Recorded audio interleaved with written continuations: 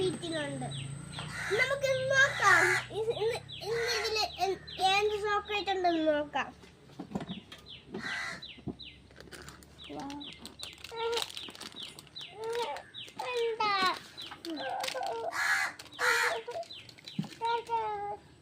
ഇതാണ് ചോക്ലേറ്റ്സ്. ഈ chocolate safari chocolate ആണ്. ഇത് ഗൾഫിലാണ് വന്നത്, പുതിയ മോഡലാണ്. ഇത് ഗൾഫിന്റെ ഫേമസ്. പിഹുന് ഇത് വേണ്ടാന്ന് പറഞ്ഞു.